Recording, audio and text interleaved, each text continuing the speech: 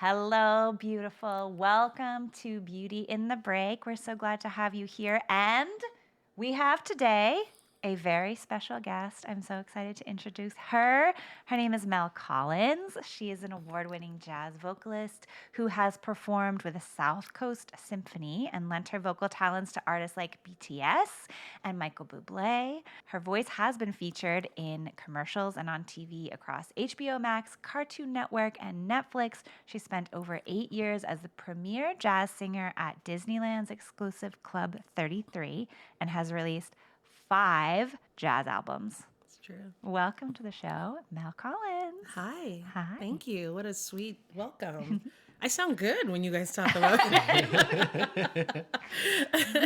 Well, the way in for our connection here for you listening is that Mel is married to one of my great friends who started off as a client. He and I were training boxing. We got along. We became more and more friends. And then he invited me to Vibratos to watch you perform. That's right. And you blew my socks off with your voice, with your presence, with your beauty, with your smile. You just carried all of it. Oh, that's sweet. And then this is the thing that happens often, and I've been feeling this a whole lot lately in my life, is I turn to him and go, "Oh, you lucked out, my friend.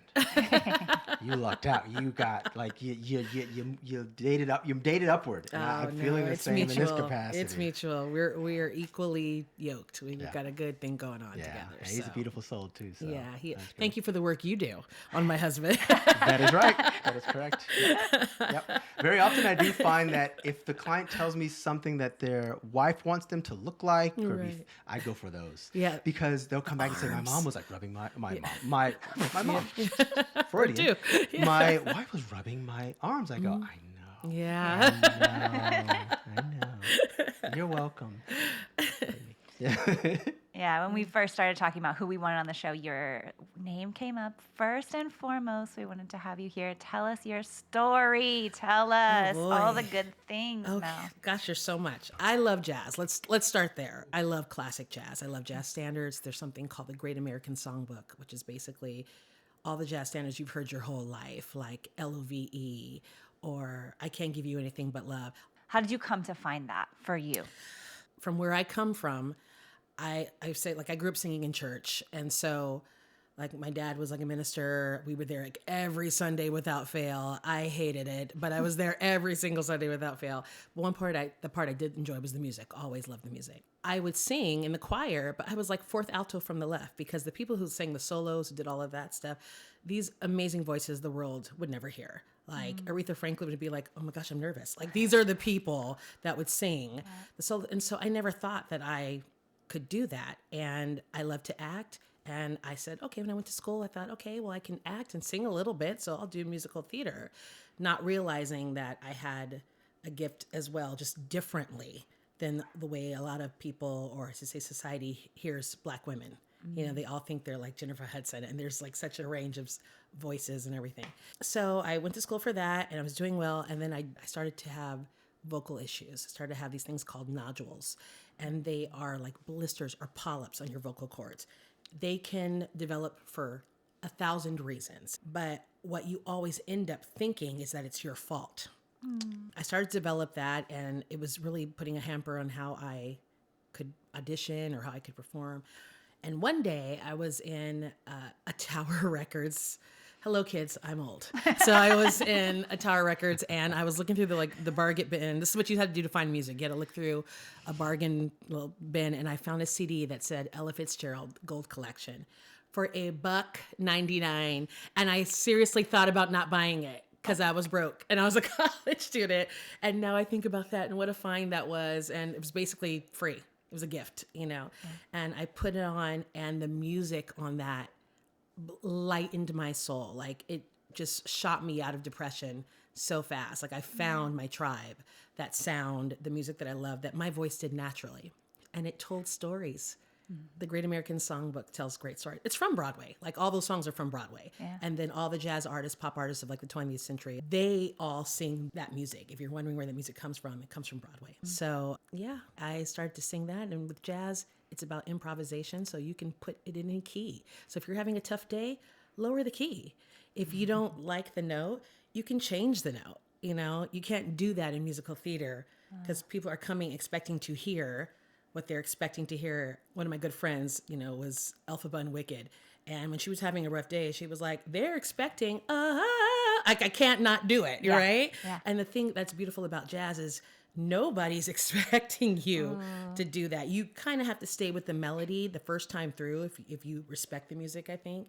But then your second pass, it's like, how different can you make it? And you're working with what you have right now, that day, that minute. And it feels real and free. And it helped me find myself. The other side of that was I thought, well, this is great, but how do I make a living singing this stuff? Because at the time it was 2000 and something. And I'm like, there's nobody's doing this music anymore. This was like from 50 years ago, right? I didn't know that that existed. I started doing the show at Disneyland, and the guys, I was lamenting to them about how much I love this music and there's nowhere to do it. And they looked at me like, what are you talking about? We literally do this outside of here, everywhere. We tour around the world. We play at this club down the street. Like, I just had no idea that this world even existed. What stands out for me the most, and this is kind of why we have this show, is where you stumble is where you find your treasure. Right. Right? You said you were depressed. Yes, When extremely. you found the record. What's it called again? Oh, Ella Fitzgerald, The Gold Collection. There's the treasure. Volume It's- 1, Volume 1. Volume 1. There's your treasure. It's actually gold. It's actually gold. Yeah, I was going to Right. say. There's Right. the storyline Yeah. there in this bad moment of your life. Yeah. Can you share a little bit of why you were depressed during that time? Oh, yeah, for sure. I think you're just trying to find, when you're young, where you belong, proving where you're supposed to be.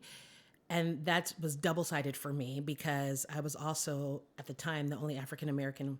And I'm saying African-American. That is not the term I like to use, but I say that for everybody else because What I do go you by use? Black American. I go by Black American. It's a Great. long explanation. Be comfortable. Own that. Yeah. This is a safe space for that. I was the only Black American in the first year.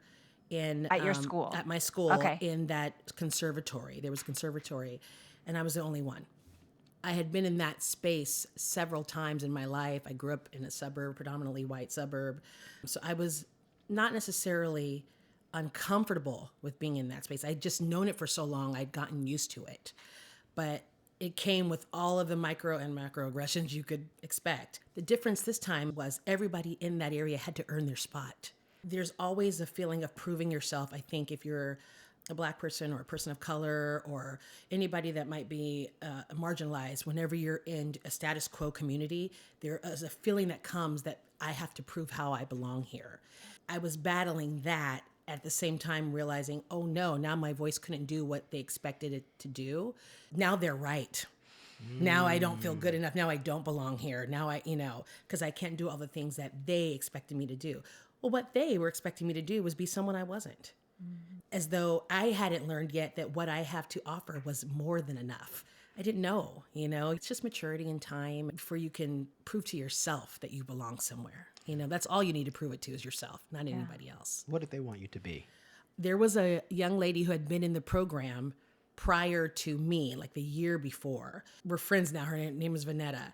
She also could sing like that. The super loud, super strong, black belty sound. And she had left. And so I walked in the door and they were like, oh, you're going to be Vanetta. And there was no reason for me to be Vanetta. There was literally no reason for me to be Vanetta other than the color of my skin. So now I'm thinking, but I love this music and I love to get to sing and perform and act. And I want to be a part of this really prestigious group that I auditioned and fought my way to get into. So do I tell them I'm not Vanetta? But then it was like, well, if you're not, then what do you have? If you can't give us that, then why are you here? And you hadn't found I jazz hadn't found yet. it. Exactly. So now I'm like trying to be with and then meanwhile I'm hurting myself. This is the thing that I think was the biggest lesson. Trying to be someone you are not will hurt you. Who cares about everybody else? It will hurt you. You are responsible for you. I wish I'd known that then. I had an audition. I hadn't said a word. I literally walked in the door and they said to me, can you stand about 20 feet back before you start? Because they had already assumed I was going to belt the roof off the place. Wow. Oh my God. And I'm like, I'm not even singing that type of song. Sure. And then I started singing. They were like, oh, can you start again but come closer? And I'm like, yeah, I can do that. Yeah. The assumptions made, Yeah, the all of the assumptions assumptions. I'm made. 6 feet tall. Yeah. The conservatory training what you were saying is really interesting. I also went to conservatory training for acting. And so I had great training, and there's a lot of wonderful skills that I learned. But the job of the training program at that age, that young age, is really, there's a lot of breaking down that happens. And I think, yes, some of that might be necessary for some people, but some souls, like, we can't come back from the breaking down. That's of right. that. It's damaging. I learned that, like, the way I operate in the world is not correct. I need to unlearn everything I know, break me down to zero. And there's such a good chance that you don't come back from that. And that a lot of people, like, just completely left the field whatsoever. You know, they certainly didn't make it. They just don't even do that anymore. That's absolutely correct. I think if anybody is teaching at that young of an age, especially in college, you're just out of the nest and you're figuring life out for yourself. It needs to be such a nurturing place for that individual to figure out who they are as a unique being. That's going to be their superpower no matter what you do in the arts, exactly who you are and how you are different from everybody else. Absolutely. I also think there's just this conception that in order for you to be strong, you have to be beat up. Yeah. And I think it's just the opposite. I think in order for you to be strong, you have to be nurtured, so that when tough things come, you are not already so bruised. Your strength has come from the inside, not because somebody beat you up on the outside and you had to heal, right? I just think that's a misconception that we have throughout a lot of fields. And I don't mean to say like anybody else in that program wasn't going through that. I think we all were in our own way. That being said, I'm grateful. I'm grateful for that. And it was a long experience. Like it went past college.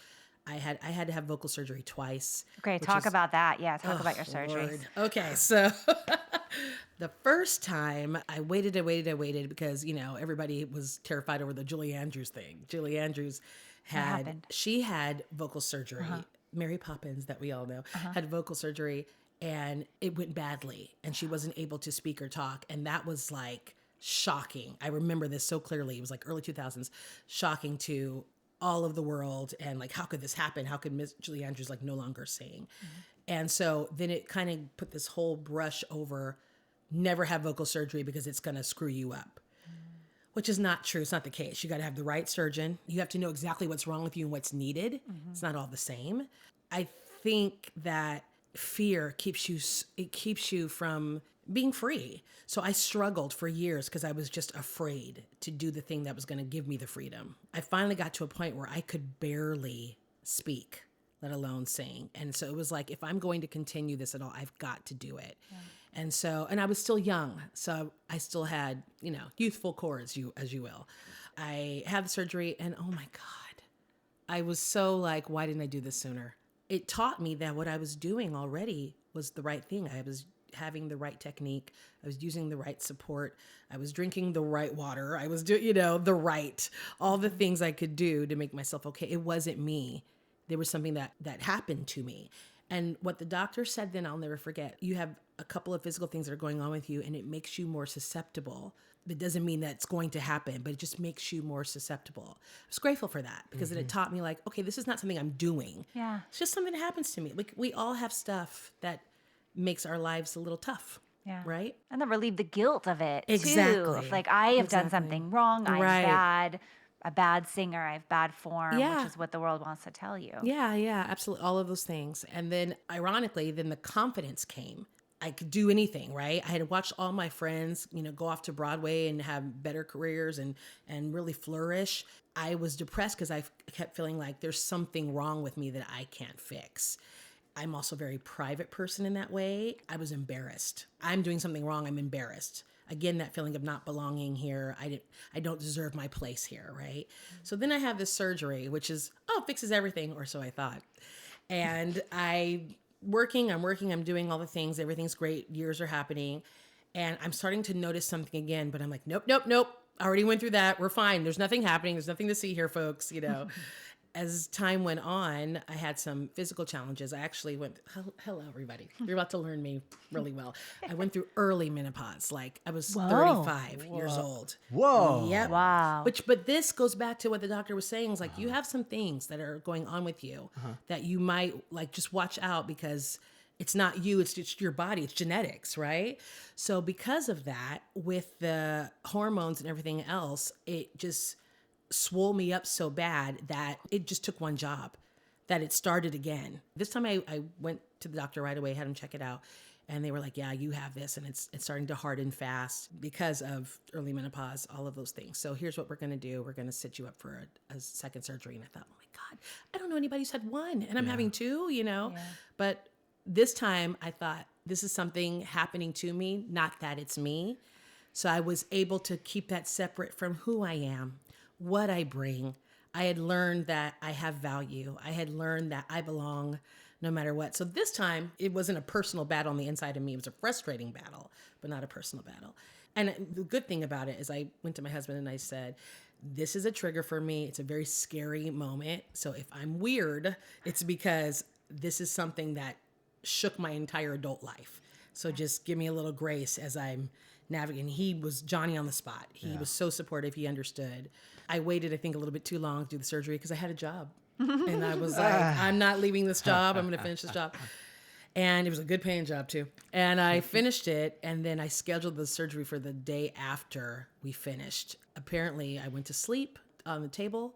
When I woke up, the doctor standing over me, and she had a weird look on her face. And I thought, oh God, what's happened? And you can't speak when you first wake up from vocal surgery. You have to wait. She said, okay, so you had a vocal hemorrhage, which people don't come back from. If you're a singer, you don't come back from that. So mostly, she said, you had a vocal hemorrhage. I think we're going to be okay. I didn't take off everything because she said, I didn't want to chance it. She was excellent surgeon. Now I have to wait before I can even talk to find out if I'm even going to be able to talk or sing. Oh my God. Right? So I'm like waiting like 2 weeks. It usually takes about 2 weeks. 2 weeks of vocal rest? Saying nothing. Wow. Like literally no Literally words nothing. whatsoever. No words whatsoever. Now I'd been through this before. Wait, is that so tempting to try to... extremely. Especially if you're like, Extremely. maybe nothing will come out. Though, if you're a professional singer, you've done vocal rest before. You shouldn't do it more than like 3 days at a time because you don't want your cords to atrophy. But you've done it before. Rested your voice and had to be quiet, if you've done this for a living. And nowadays it's so easy because you have apps that you can just type in and it speaks for you. Mm-hmm. But back then I had a big notepad and I'm like writing, please move over, Things like just, you also learn what's really important to say and what isn't, because you can't. That part. Yeah, yes. You're like, I don't need to say this right now. Just sit in, just take a minute, have some grace for that person. You realize how much you are using your voice. Not always for your best or for someone else's best. It's like 85% of my 85%. You're not wrong. I would go even higher. So yep. Yes, there's so much you don't need to be saying. Mm-hmm. Just sit and listen and be quiet. You learn so much about yourself and about how you treat other people that you're not even aware of, because why would you be? Somebody and I were chatting for coffee this week, and she was talking about a silent retreat that she goes on regularly. Yeah. And immediately I'm researching it and looking it up and fantasizing that you and I will go for 3 days. And I'm like, what will that be like to just be silent and also be together but be silent? It's so weird. It's great practice. And you're right. It is hard at first. Once you do start talking, you almost miss it because it was just like, I didn't have to say anything. No one expected me to say anything. I could just sit here. And now, people are like, we know you can talk now, so you better say something, That was tough. But I ended up being fine. I prayed a lot during that time. I was really reflective during that time. I didn't have the same fear. And the risk was greater. Yeah. It was a whole career. It was hemorrhage. It wasn't just a polyp or, What I learned during that time, like I said, that it wasn't about me. It was not an indictment on who I am or what my talent was or what I have to give to the world. I had enough strength in myself by that point that I was navigating the frustration of not being able to do the work I wanted to do, but not who I was. And so the depression wasn't the same, didn't come. I got down sometimes because, but it wasn't debilitating. It wasn't a falling apart. It wasn't all the fear and anxiety that I had the first time. And I loved that. I loved the learning of that more than getting my voice back. And it taught me other ways to use my voice with more power, more storytelling, more patience, more gravitas that I didn't have previously. And it's funny because if I listen to old recordings, I think, oh, that voice was so much better technically. But if I listen to it now, my voice now, I go, that voice knows so much more. Like, I want to buy her record and not the one previous, The container of something can allow you to be more creative. Yes. So you're using different tools that you didn't think to use before Exactly. because you had more range or technique or however you want to put it. Well, and I judge differently. Yeah. I'm not judging how good I sound. I'm judging what I'm saying, what I'm bringing, how it makes me feel, how it makes, other people feel. It stopped being my thing. My voice, I always say this to my husband so many times because he loves to do recording sessions. And I don't really care. I don't care for recording sessions. I love singing live because it's not about me in that moment. I am giving this gift. I'm sharing my voice with everybody out there. And it's about what they're receiving. I'm not even thinking about how I sound. Yeah. It's for them in that moment. When you're recording, you have to listen back and think about how you sound. And I just have no interest. I'm literally giving this to them in real time. And it's out there, it's gone. The moment's happening right now. And that's my favorite. I love that point that you made about now you have to find the tools for who you are. It's not just any and every single thing. You found this like circle of competence. Like what am I really, really good at, right? Yeah. And then you can utilize those because you get more and more familiar with those tools. And then you know the hammer is only needed for putting the nail in. It's not needed for sawing the board. That's and right. You get really specific with the tools that you have. Exactly. You And get then- very specific. Yeah. And Yeah. then what comes up for me after that is what other beautiful genre could you actually really sharpen those tools in than jazz? Right. Like you said, it serves the performer in the moment. Right. Instead of having to sound like something else, you need to sound like you. Exactly. And you got these two sides that came in, and like it's like a third side as well because you had these allies, Right. these doctors and surgeons and people telling you like, no, you can do this, kind of giving you a push of shifting in the way you want to go, relieving you of some of your stress of you thinking this was my problem, these nodules were my problem, but they're not. They helped you remove that stuff, Right. and then you get to say, okay, where am I? Who am I? What do I want? And what can I do with it? Right. What can I do with it? What can I do with What it? can I bring? What can I give with Yeah. it? If you stop thinking about what it's doing for you and what can I serve with it, it changes your whole relationship to it. Because I needed to find who I was and prove how I belong, I was listening and looking for how my voice fit as opposed to this is what I have and this is what I have to give. And it's up to you if you want it. It's okay. Because I know who I am now. That's great. I don't have to be the super loud singing for church down black girl. Don't get me wrong. Every now and then on a Sunday morning, I will throw down, but it's just. Well, there's something beautiful about that because that's also necessary. Yes. That has a place. Absolutely. But before they were just putting that on you as the only thing. Well, that's not the way. Exactly. I have a dear friend who that is her voice, but she grew up singing in like orchestral choirs. They were always constantly trying to change that voice and make it more like mine. Oh my gosh. When you're not being true to who you are, and not because you're doing it on purpose, it's just you're just trying to belong. Everyone wants to feel like they belong. Everyone wants to feel like they have a place. And so it takes a minute to figure that out, but her sound is absolutely needed, and it was being smushed and mashed and trying to be manipulated into something else. And she was sad. It made her leave college. If that's the one thing I can get across to people is it's truly, truly, truly okay to be different, to be not what is expected of you is completely okay, and take your time to get there. And what is your way into that? Finding the thing that brought you joy. That Ella Fitzgerald Gold Collection, what shocked me is I put this CD on and the sound of this woman did something to me. It did something to my heart. It did something to my mind. The words, which is then I discovered all the writers. I love Rogers and Hart. Richard Rogers and Lorenz Hart, I should say, their whole names. They're the writing duo, which is like a lot of musical theater songs back in the early part of the 20th century, or at least the first half. I discovered how I love the cleverness of that. Those things made me smile. They made me giggle. They made me laugh. It inspired me to write. When you unlock the thing that gives you joy, it's never going to be about that one thing. It is a vessel to 1,000 more ways of joy. You're going to be like, oh, now I love to write. Oh my gosh, now I love to paint. Oh my gosh, now I love to teach. You're going to be so shocked when you give yourself permission to not be what people expect you to be. And it's okay to stumble along the way while you do that. It's all right. You're not doing anything wrong. There's nothing wrong with you. You are perfectly made. Take your time.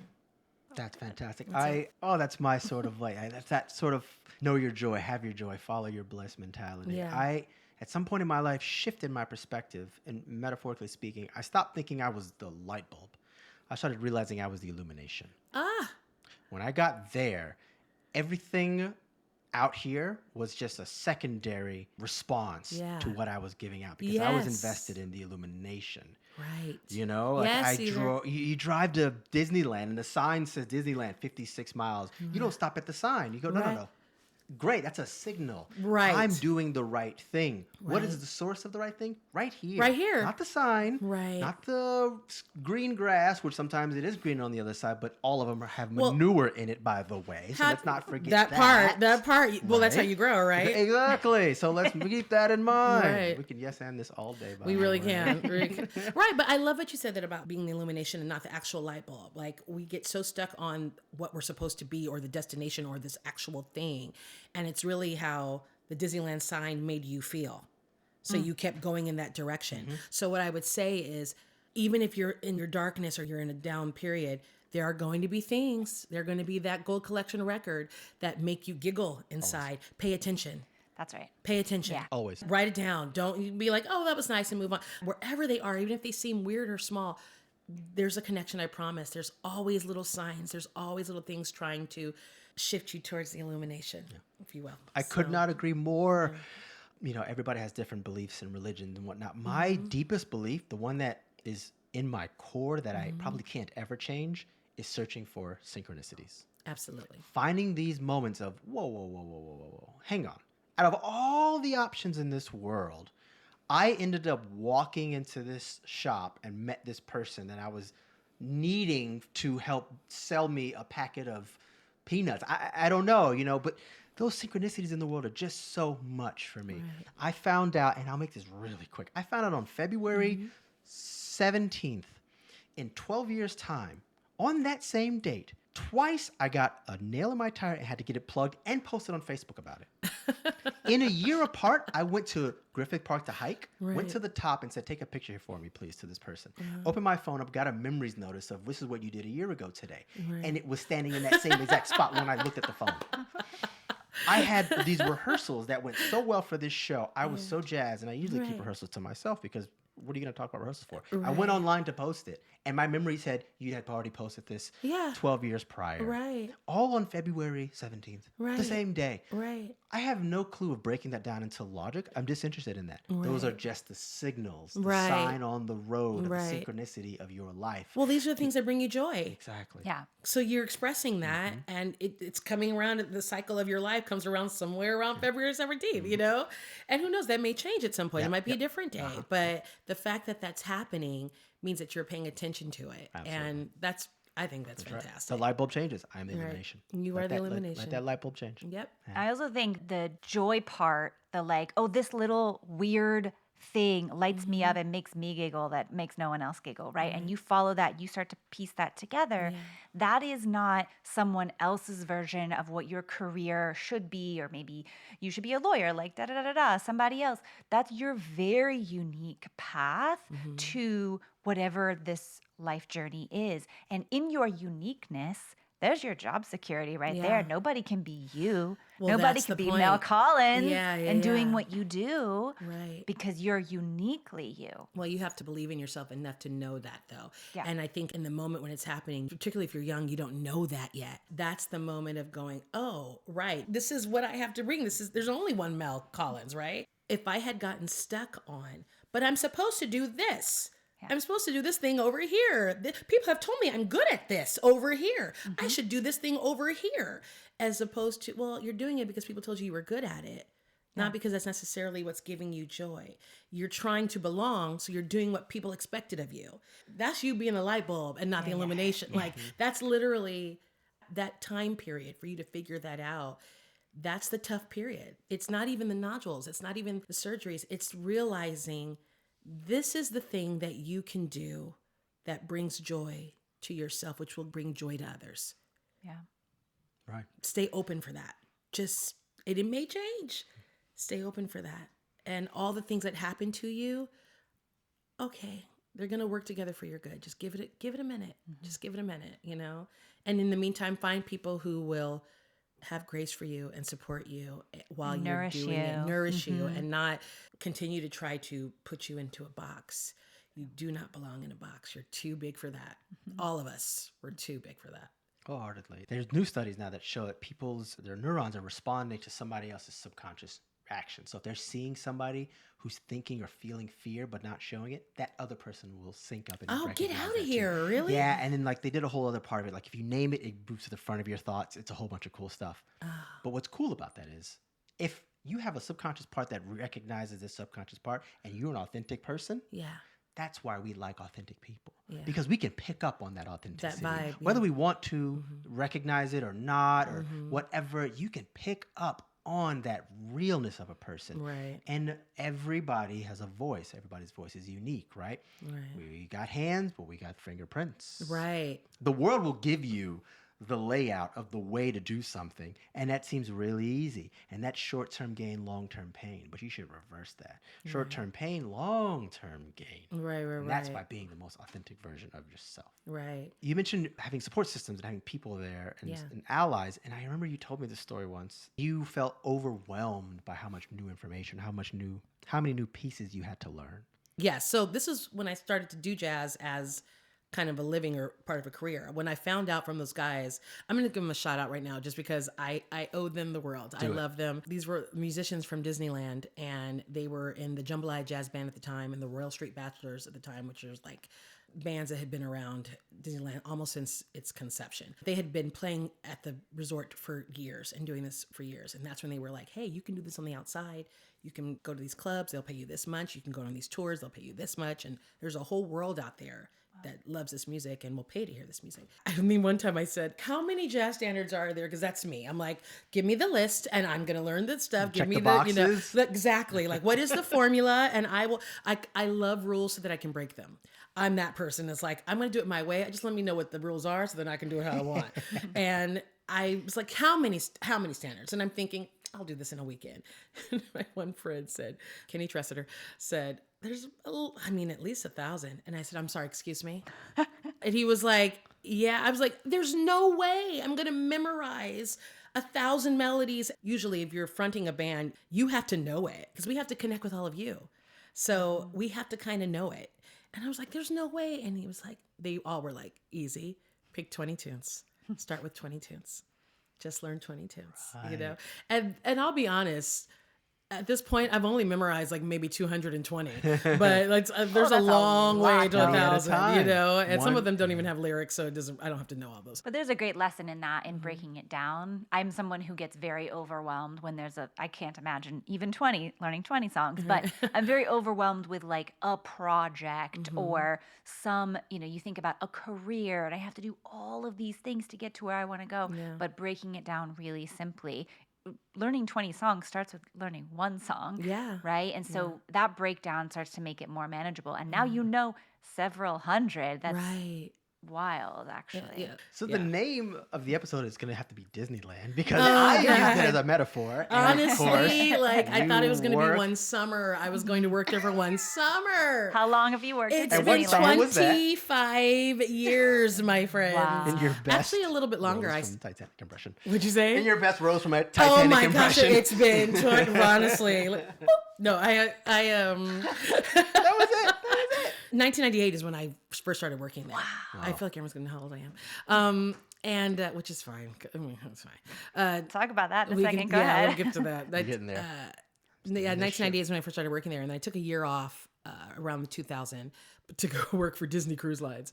But back then, you had to be exactly like, oh, I'm leaving. Like, this is life. You think you're doing something different, you're not. That's I'm cheating on you with your brother. Exactly. Like, come on, And so you had to be terminated back then. You couldn't go from like Florida to the cruise lines or whatever. Like now it's all one, but you couldn't back then. Okay. It has a lot of issues. It has a lot of things, as most corporations do. It is still corporate America. But I have to be honest, it's been very flexible. It's been a solid foundation while I got to do things like go on tour and sing jazz with other, bands and everything. I don't know many full-time jobs that will just let you leave for 2 months, 3 months, and come back. They encouraged it. or I should say they look the other way sometimes because they recognize that it made you a better performer. Damn and right. then when you come back, then you have more to bring and more to give. It only elevates them. So there you go, Disney. There are your props. Can't say I never said it. I said it. Okay, can you talk a little bit about aging in this profession? Yes, I absolutely can. So as a woman, I think overall in general, you're taught to not let the world know, or your audience, or the people in charge of you, or who hires you, or anyone, how old you are. I think it's worse for women than it is for men. I think it's for all entertainers, but it's far worse for women. Because we are a youth-obsessed society in general, but in entertainment, we're constantly selling youthful energy and appearance. We don't value the things like maturity and wisdom, which go along with aging. I also think the underbelly of this is that you're not as easily manipulated when you are older. Ooh. And so the machine wants to be able to have more control. So we focus on younger people because they will work, and give you so much energy and be exploited and not really fight back. And so the more they know how old you are, the less they want to work with you. They say it's because they want youthful exuberance, but I think underneath it is really they want more control and less pushback. Because you can look young, you can look 30. If they know you're 50, they won't hire you. They can say, I want a 30-year-old. And you literally look what the world thinks is 30.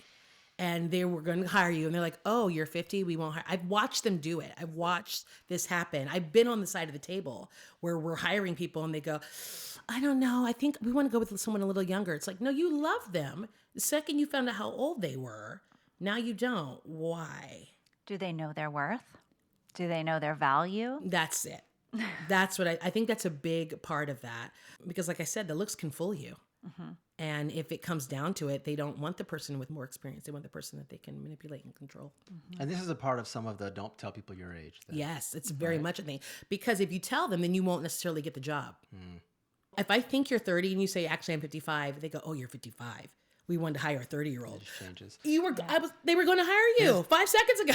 I can't think of any other reason why they could justify that rather than knowing you have experience. Right. Now, which experience with dealing with people of that nature. I think that's some of it. Experience of the work in general. Yes. I also would say that wouldn't it behoove them in general to have the experience, people teaching the younger people who are coming in who want to break the rules and want to innovate as well, but you need the groundwork first, and that is made by the people with experience. True, but if I want to exploit that, if I want to make you work 12 hours or 16 hours consistently, right?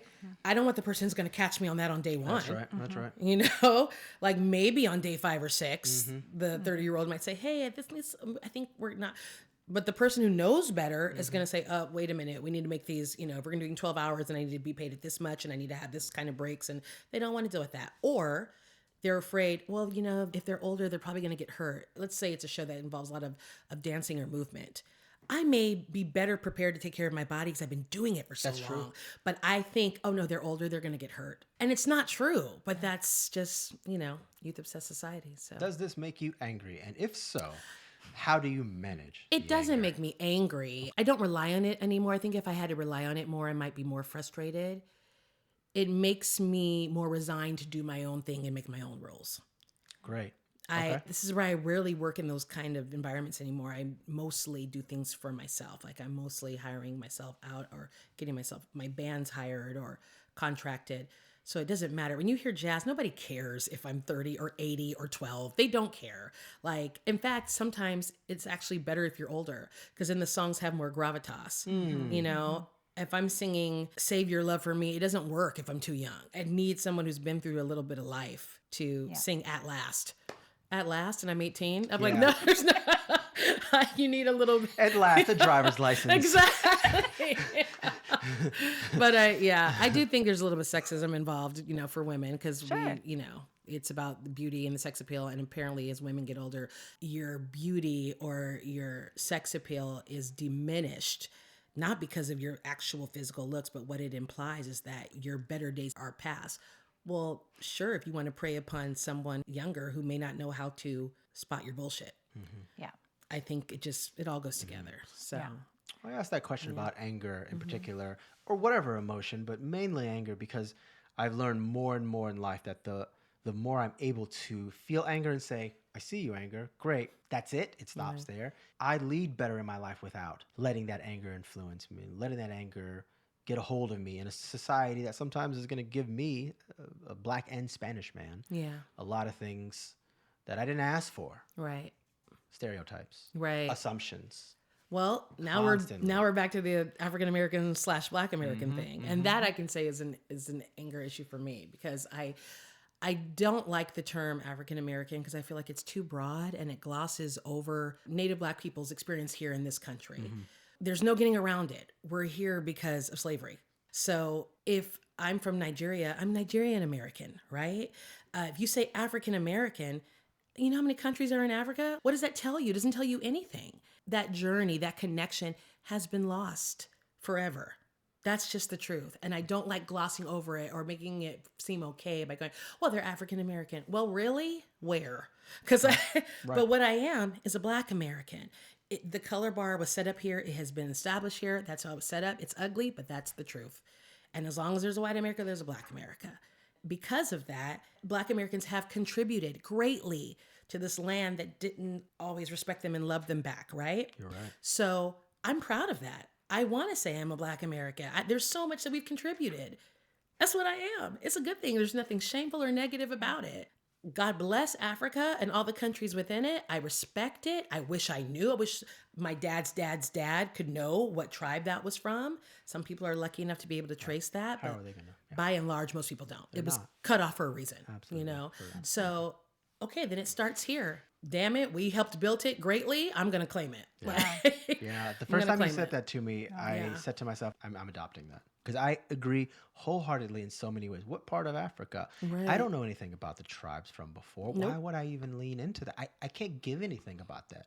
But I can talk about being Black in this country. I know what that Absolutely. feels like every day of my Absolutely. life. Right. I don't know anything about the other side. Right. And I can learn about all the tribes and countries on the West Coast, and there's value in that. But that doesn't give me my complete inherent identity. Right. Establish here what our ancestors have been through on this soil and everybody who survived. That's something. Yeah. And it's a lot. And it's deep and it's horrific and it's beautiful and it's painful. But what do we say? What comes out of the dark places? What comes out of the sunlight. there's so much in that. So I claim that because there's no shying away from it. There's no glossing over it. There's no making that how we got here pretty. It's not pretty, you know, and that's okay. We're here now. Well said. So that being said, I've spent majority of my life going places and recognizing things that I had to psychologically make a rule for myself that no one taught me and that is not expected and that nobody talks about. On average, I go somewhere, at least one older white woman is going to stare at me and going to keep their eye on me. That's just the way it goes. And if I speak to them, they're going to be nasty to me in some capacity. Yeah. That's just the way it goes. Yeah. So I accept it. Right. I expect it and accept it in some capacity. Do you have unspoken tools that you've learned being who you are, the skin you're in? Yes. It's funny because you said that you accept it because one of my words was going to be acceptance. And that's not to lay over on something, but to accept where people are at. A lot of times it doesn't have to do with you. You are the excuse they're using for where they are in life. Just accept that they're where they're at and remember it's not about you. That's the first thing. The second thing is grace. I've really learned how to have grace and forgiveness because sometimes those same people that have made me feel that way, as time goes on and we get to know each other, will show themselves to me, reveal themselves to me and be beautiful people. And I realize, their insecurity and their fear, the way they grew up, it's the opposite side. It's no different than the way I grew up. They know what they know. And they need to have that interaction with me on the regular before they can let their guard down and see who I am as a human being. And I can do the same for them and just have grace that they weren't there yet or that I was maybe holding on to something. I would say acceptance, grace, and third is pride. That's the third. Just having pride in who you are and yourself as a person, as a Black person, as a Black woman, and that when people may try to make you feel small or even if they're not intending it, that you don't belong or you don't fit somewhere, that you remember that deep down pride that you have, that you are more than enough. Like, you come from greatness and from people who can survive. And those 3 things help me navigate any situation I'm in. That's beautifully said. Beautiful. Thank you for sharing that. Ah, you guys, thanks for asking. Just to wrap up here, can you tell us what's one takeaway that you have for the person listening? You get to decide who you are. Lean into that. Pay attention to the things that bring you joy. That will help you discover who you are. If you're still questioning, if you're not sure, you are enough. Find your joy and be who you want to be, not who others expect you to be. Beautiful. Fantastic. That's it. That's very, very beautiful. I know there's going to be so many people who want to connect with you and hire you and book you. If you're not already booked up, how can they find you? How can they reach you? Well, first, let me say I'm terrible with social media. I really am. I hate it. But you can find me on Instagram under Standard Mel, and also on my website, melcollins.com or standardmel.com, like jazz standards. Standard, and then MEL for Mel Collins. Perfect. Right. And we'll link that in the show notes as well. Precisely. Would you do us an honor and sing us out of the episode? We have to hear your voice. Sure, I will. We're going to choose a really, really old song because it's public domain. And it's really old. But Our producer thanks you. and I'll do it kind of slow. After you've gone and left me crying, after you've gone, there's no denying. You'll feel blue, you'll feel sad. You'll miss the dearest pal you ever had. There'll come a time, now don't forget it. There'll come a time when you'll regret it. Someday, when you grow lonely, your heart will break like mine, and you'll want me only after you've gone, after you've gone away.